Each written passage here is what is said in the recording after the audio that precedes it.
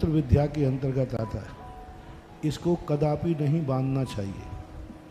बहुत गलत ये परंपरा चल रही है और इसका जैनागम में भारतीय किसी भी ओम शांति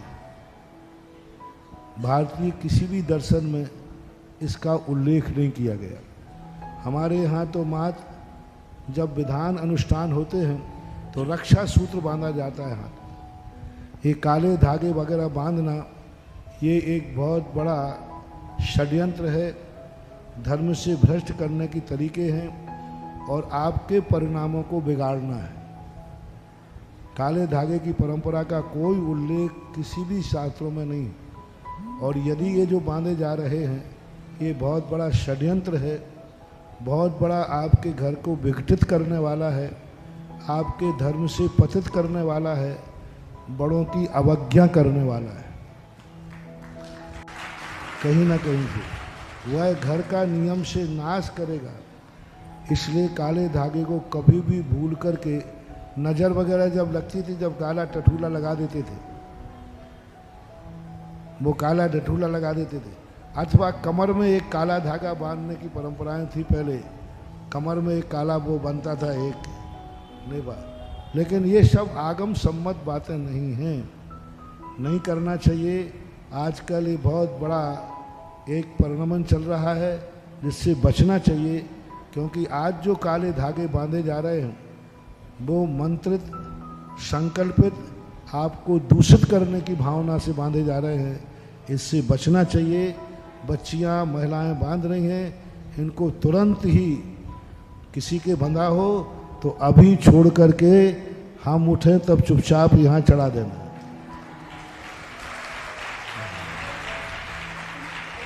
हाँ, चुपचाप ला करके यहाँ चढ़ा देना, तुम्हें कुछ नहीं होगा। उसकी गाल पूज्य छुल्लक श्री जी की देशना भी इसी पर हुई थी महाराज श्री जी कल। बाहर लोगों से भी मेरा कहना है कि अभी मेरा नाम लेकर मेरी शकल टीवी पे दिख रही होगी, मेरे नाम से अपनी बच्चियों की, अपने महिलाओं के एक काला धागा छोड़ के टीवी के सामने चढ़ा दो। मेरा आशीर्वाद है। नमोस्तुते। दूसरों की नजर लगी कितने देर में उतर जाए मालूम आपको? यदि आपको किसी को नजर लग जाए किसी दूसरे की, तो बहुत सस्ता उपाय है। वो उतारने वगैरह वाले मिले या ना मिले, मंदिर में जाना, शवर होते ना शवर, उन शवरों को ढोल देना, वो कुंदा बदात चल चाम और श्लोक पढ़ के कैसी भी नजर लगी होगी दूसरे की, गारंटी से उतर जाएगी। मान लो चवर ना भी मिले तो अपने हाथ कुंदावदात चल चामर अरुशोभम विभ्राजते तव बपु कल धौत काम उदच्छ सांक सुचि निर्झर बारिधार मुचेस्त तम शुर गिर रेवशात कौन। और ढोलना थोड़ा ढावना, तुम गड़बड़ छोड़ रहे हो, ऐसे ऐसे कर रहे हो तो और आ जाएगी। हाँ देखो, मामला गड़बड़ नहीं करना, नहीं तो तुम कहो महाराज जी जब से चवर ढोले और परेशान हो गए। चवर यूं आना चाहिए, दोनों चवरों को पहले यूं लटकाओ, यूं अपने हाथों को 36 का आंकड़ा बनाओ और फिर बाहर फेंको यूं। ये है ढोलने का तरीका। अब तुम यूं करते रहते हो, यूं हाथ आना चाहिए दोनों, यूं से हाथ, और ऐसे हाथों को बाहर की तरफ फेंकना है। और चवर है तो चवर को दोनों को यूं करो पहले, और फिर चवर यूं ढोलो, फिर यूं करो, तब ये किया जाता है। कैसी भी नजर हो हाथ से करने पर भी उतर जाएगी। दिन भर में यदि किसी ने तुम्हें बद्दुआ दी है, हाय दी है, बुरी दृष्टि से देखा है, तो बस 24 घंटे में एक बार भगवान के चवर ढोल दिया करो। किसी भी प्रकार के, तुम्हें जब भी लगे कि मुझे किसी ने कोई बद्दुआ, बुरी नजर से देखा है, हाय श्वास लगा दिए, हाय हाय हाय श्वास नहीं, हाय हाय ऐसा बोलते हो, तो आप कुछ नहीं करना, कहीं गड़बड़ नहीं करना। मंदिर में जाना, भगवान का यह लगभग 30वां श्लोक है ना? हाँ, 30 नंबर का श्लोक है ये कुंदावदा। ये श्लोक पढ़ना और बिल्कुल कर लेना, बिल्कुल फ्रेश हो जाओगे। लेकिन स्वयं की बद्दुआ जो है, स्वयं की नजर है, वो इस श्लोक से उतरे कोई नियम नहीं है। प्रयास कर लेना चाहिए। शांति धारा भी फैल हुई है, इतनी खतरनाक स्वयं की नजर है, शांति धारा फैल हो गई। मेरा आशीर्वाद फैल हो गया। पिछी लगा दी तो भी, पिछी से झाड़ी तो भी वो नहीं उतरी। झाड़ काट में झाड़ते नहीं तो पा जाओ। कई बार महाराज पिछी लगा दो हम ठीक हो जाएंगे। अरे मैंने कहा भैया नहीं, अब महाराज लगा दो आपका क्या बिगड़ता है? तो कभी कभी कहता भाई यदि इतने से तेरी काम होता है तो मुझे क्या आपत्ति, करुणावश लगा देता, सब फेल हो जाते हैं। जैन आगम में तो ऐसा कोई उल्लेख है नहीं, कहीं भी किसी भी शास्त्र में ऐसा उल्लेख नहीं। अब रही बात लोक व्यवहार की, तो लोक व्यवहार में मात्र वो एक तंत्र विद्या के अंतर्गत आता है कि सामने वाला कोई बुरी दृष्टि न लगा पाए। जैसे कि आपके ट्रक चलते हैं, उसके पीछे एक जूता लटका देते हैं। अब वो जूते का अर्थ है कि यदि ट्रक पे बुरी दृष्टि डाले तो वो जूता हाँ बुरा नजर वाला तेरा मुंह काला।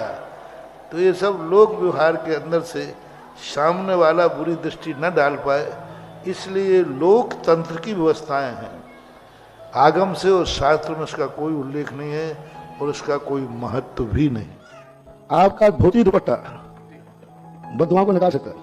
यदि आपके घर में भगवान के अभिषेक करने वाला धोती दुपट्टा जिसको आपने किसी अन्य कार्यों में उपयोग नहीं किया है, वो यदि आपके घर में सूख रहा है, दुनिया की कोई नकारात्मक स्थिति नहीं है जो आपके घर में कोई आ सके।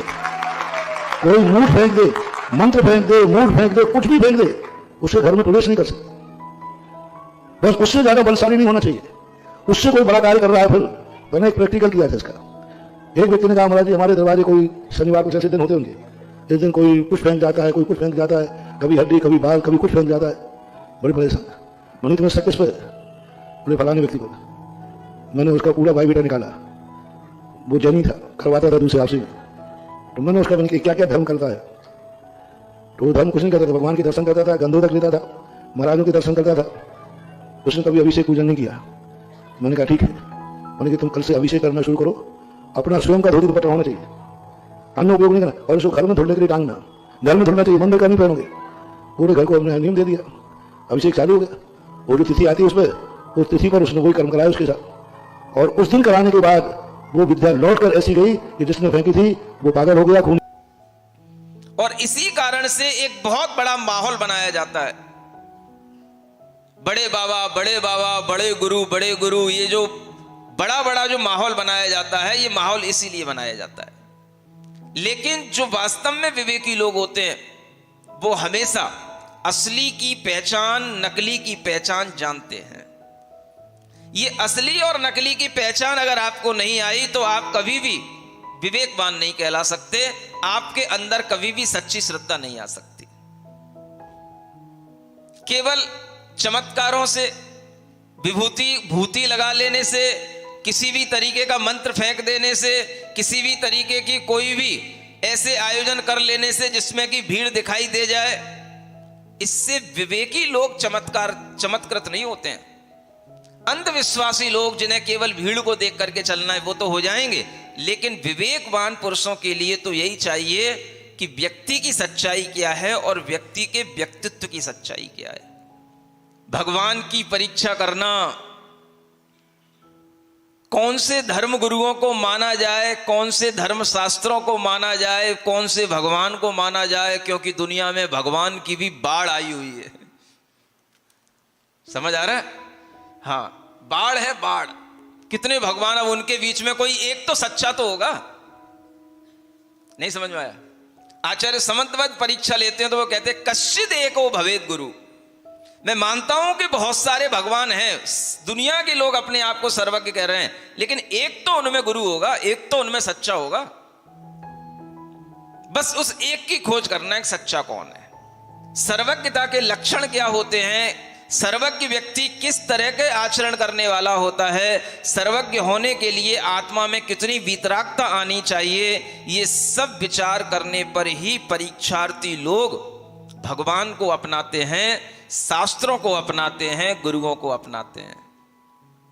केवल पंथ के व्यामों में नहीं, पंथ के व्यामों में पढ़ करके जो लोग कुछ अपना लेते हैं उन्हें अपने गुरुओं पर भी विश्वास नहीं रहता है। यही तो वजह है कि आज जैन धर्मावलंबियों को भी देखोगे तो उन्हें अपने धर्म गुरुओं के पास आना जाना तो होता है, लेकिन उन्हें कोई श्रद्धा नहीं होती है। इसीलिए उन्हें जहां कहीं भी दिखाई देता है कि हमारी मनोकामनाएं यहां सिद्ध हो रही हैं, वहां सिद्ध हो रही हैं, वो वहीं पहुंच जाते हैं। ये बाबा आ रहे हैं, वो बाबा आ रहे हैं, वो वहीं पहुंच जाते हैं।